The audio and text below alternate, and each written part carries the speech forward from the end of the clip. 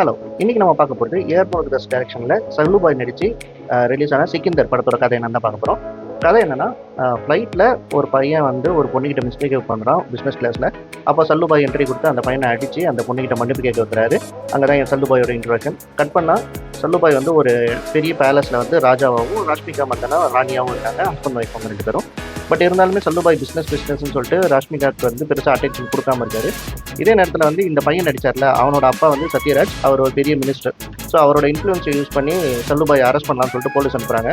ஆனாலுமே வந்து போலீஸோட அவங்களோட மேலதிகாரியே சல்லுபாய் சொல்கிறது தான் கேட்டு நடந்துக்கிறாங்கன்னு தெரிஞ்சு அடியாலாம் அனுப்புகிறாரு. அடியால் அனுப்புறப்போ சல்லுபாய் சோலோவாகவே எல்லாரையும் அடிச்சு போட்டுறாரு. பட் இருந்தாலுமே வந்து ராஷ்மிகாவுக்கு அடிபட்டு அவங்க இறந்துடுறாங்க. ஸோ சோகத்தில் இருக்கிறப்போ தான் தெரிய வருது ராஷ்மிகா வந்து அவங்களோட ஆர்கன்ஸ்லாம் வந்து டொனேட் பண்ணியிருக்காங்க.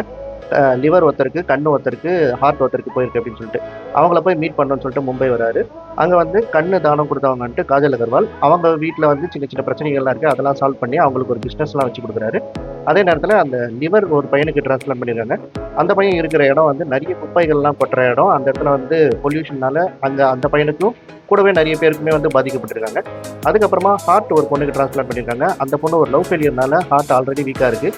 ஸோ அது திருப்பி வந்துட்டு அந்த மாதிரி நடக்கக்கூடாதுன்னு சொல்லிட்டு அந்த பையன்கிட்ட போய் பேசி அந்த விஷயத்தையும் சால்வ் பண்ணுறாரு. இதெல்லாம் நடந்துட்டு இருக்கிறப்போ சத்யராஜ் அவரோட பையனுக்கு பர்த்டே பார்ட்டி செலிப்ரேட் பண்ணிட்டு இருக்கிற நேரத்தில் சல்லுபாய் வந்து அந்த பையனை அடித்து அந்த பொண்ணை காலில் விழ வச்ச வீடியோ வந்து வைரல் ஆகுது. ஸோ சத்யராஜ் இன்னுமே டென்ஷன் ஆயிடுறாரு. அவன் எங்கே அப்படின்னு சொல்லிட்டு தேடுறப்போ இந்த மாதிரி 3 பேருக்கு டொனேஷன் கொடுத்தா அந்த அவங்கள பார்த்துக்கிறாருன்னு சொன்னோன்னே அவங்கள எப்படியாவது கொல்லணும் அப்படின்னு சொல்லிட்டு சத்யராஜ் வராரு.